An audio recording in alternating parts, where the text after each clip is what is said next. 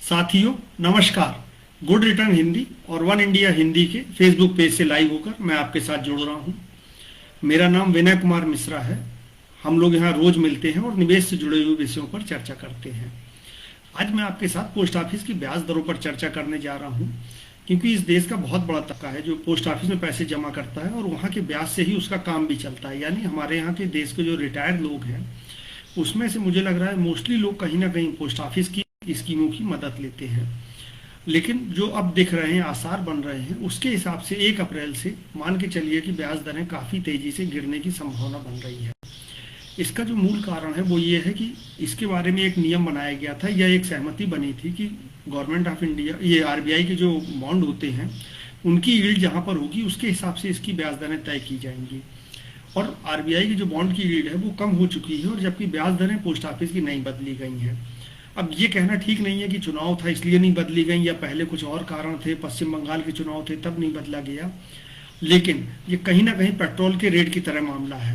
अब इसको आप जैसे भी मानना चाहें, चुनाव के चलते नहीं बदले थे रेट और बाद में अचानक तेजी से बदल रहे हैं, जिसको जो मानना वो मान सकता है। लेकिन अब ये मान के चलिए कि फिलहाल ऐसी कोई अगर पॉलिटिकल दबाव के चलते सरकार ने ब्याज दरों को रोक रखा था तो ये तय है कि अब वो पॉलिटिकल दबाव खत्म हो चुके हैं, क्योंकि पेट्रोल का रेट जिस तेजी से बढ़ रहा है उम्मीद है कि सरकार अब यहाँ भी घाटे को अपने पूरा करने की कोशिश करेगी, क्योंकि पोस्ट ऑफिस में जो भी पैसा ब्याज के रूप में दिया जाता है भारत सरकार एक तरह से अपनी जेब से ही देती है। इसके जो ब्याज दरें घटने की संभावना है उसका एक कारण और ये भी लग रहा है कि जो पीएफ की ब्याज दरें थी, जीपीएफ की ब्याज दरें थी, उनको सीधे सीधे 8.5% से घटा के 8.1% कर दिया गया है। यानी 0.40% का सीधे सीधे नुकसान हुआ है लोगों को और सरकार ने ब्याज दरें घटा दी हैं। तो जब पीएफ पे ब्याज दरें घटा सकती है सरकार, तो पोस्ट ऑफिस की ब्याज दरें घटने में अब कोई बहुत ज़्यादा दिक्कत लग नहीं रही है सरकार की तरफ से। सैद्धांतिक रूप से शायद ये फैसला हो चुका हो और जिसकी घोषणा 31 मार्च को शाम को की जा सकती है, शाम या रात में क्योंकि देश में पोस्ट ऑफिस की ब्याज दरें अगर बदलेंगी तो 4 बार ही बदल सकती हैं। हर क्वार्टर के एंड में इसको बदला जाता है और अगली तारीख को लागू हो जाता है। जैसे ये जो क्वार्टर है यानी तिमाही है ये 31 मार्च को खत्म होगी, तो सरकार 31 मार्च को रात तक इसकी घोषणा करेगी और 1 अप्रैल से नई ब्याज दरें लागू हो जाएंगी। ये जो ब्याज दरें लागू होंगी ये उन स्कीमों पर बदल जाएंगी जो आपकी पहले से भी चाहे चल रही हो, जिनमें जैसे पीएफ है, आपका पीपीएफ जो आप खोलते हैं पोस्ट ऑफिस में, वहाँ पर ये ब्याज दरें बदल जाएंगी। ऐसी और भी 1-2 स्कीमें हैं जहाँ पर आपकी ब्याज दरें बदल जाएंगी। हालांकि कुछ ऐसी स्कीम्स होती हैं जैसे आपने पोस्ट ऑफिस में अगर एफडी कर रखी हो या जिसको टीडी बोलते हैं वो कर रखा हो, तो वहाँ पर जो ब्याज दर मिल रही है आपको वो आपकी मैच्योरिटी तक मिलती रहेगी। अगर उसमें 1 महीने बचा होगा तो 1 महीने, 6 महीने बचा होगा तो 6 महीने, जितना भी समय बचा होगा। और अगर आप यहाँ 31 मार्च के तक करा लेते हैं तो अगर भी अभी जो कराएगा वो 2, 3, 5 साल की, जितने साल की कराएगा उतने साल तक उसको वो ब्याज मिलता रहेगा जो आज की तारीख में होगा।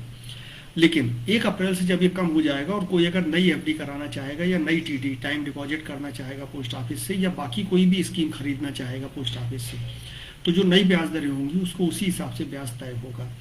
यहाँ पर आप ये भी देखेंगे कि जिनका मान लीजिए 31 मार्च को किसी ने ले लिया तो उनको ज़्यादा ब्याज रहेगा, और 1 अप्रैल को अगर घट जाती हैं ब्याज दरें तो घटी हुई ब्याज दर पर ही वो उनको टीडी मिलेगा। इसी तरह बाकी स्कीम पर भी होगा। तो मुझे लग रहा है कि अभी तक जो भी ब्याज दरें या जो भी फैसले हुए हैं उसका इम्पैक्ट शायद पीएफ के बराबर ही इम्पैक्ट पोस्ट ऑफिस की ब्याज दरों के घटने का हो सकता है, और ये अब होता लग रहा है। तो मेरा मानना है अभी भी अगर किसी के पास पैसे हों और वो पैसे जमा करना चाहता हो पोस्ट ऑफिस में तो 31 मार्च तक इसका फायदा उठाना चाहिए, क्योंकि संभावना पूरी ब्याज दरों की घटने की बन रही है। अब बहुत बड़ी बात नहीं है कि सरकार ना भी घटाए या क्या करे, इस पर अनुमान ही लगाए जा सकते हैं, और जो अनुमान अब दिख रहे हैं वो घटने के ही दिख रहे हैं। अब क्या होगा ये तो 31 तारीख को शाम को पता लग जाएगा। 31 मार्च को शाम को सरकार इसकी घोषणा कर देगी और जो घोषणा होगी उसके हिसाब से 1 अप्रैल से ब्याज दरें लागू मानी जाएंगी।